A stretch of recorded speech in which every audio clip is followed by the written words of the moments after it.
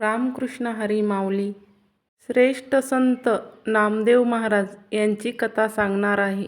कथेचे नाव नामदेव चितेवर बसले. एकादशीचे व्रत पाळण्यासंबंधी नामदेवाचा विशेष कटाक्ष असे. या दिवशी अन्न ग्रहण करणे म्हणजे महाभयंकर पाप करणे असे ते समजत.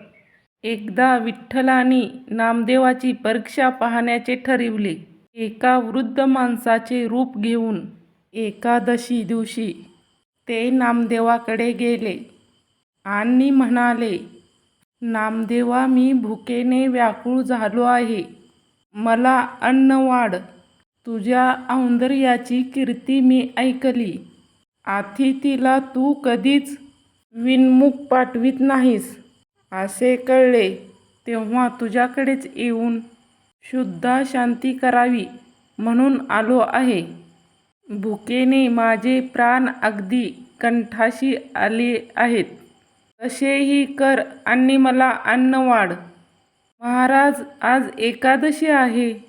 एकादशीला अन्न ग्रहण करू नये हे मी सांगायला पाहिजे का? आपणास मी दूध, फळे, फराळाचे पदार्थ खायला देतो.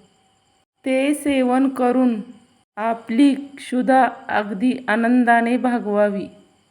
नाही रे बाबा, माझ्या अंगात अगदी त्राण उरला नाही. मला अन्नच दे. नाही दिलंस तर माझा प्राण जाईल.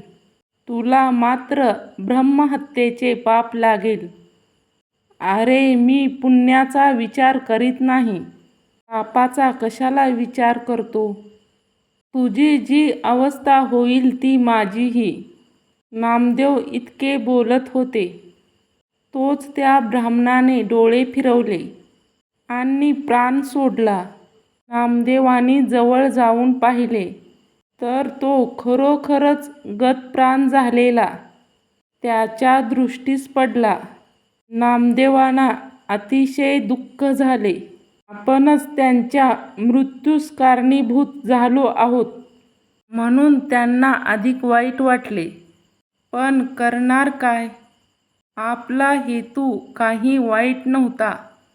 तरीसुद्धा मनाने ठरविल्याप्रमाणे त्यांच्याप्रमाणेच आपली स्थिती झाली पाहिजे असे म्हणून नामदेवाने ब्रह्महत्येचे प्रेत चंद्रभागेच्या काठावर नेले.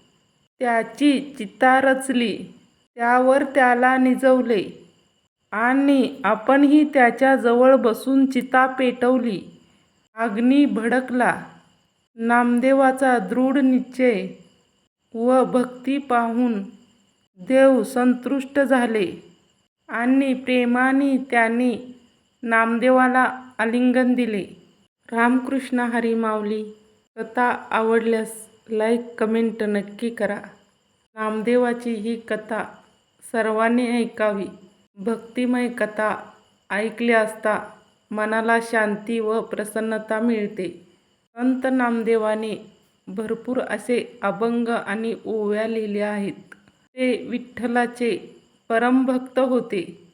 ते कायम अभंगात, भजनात, कीर्तनात दंग राहत.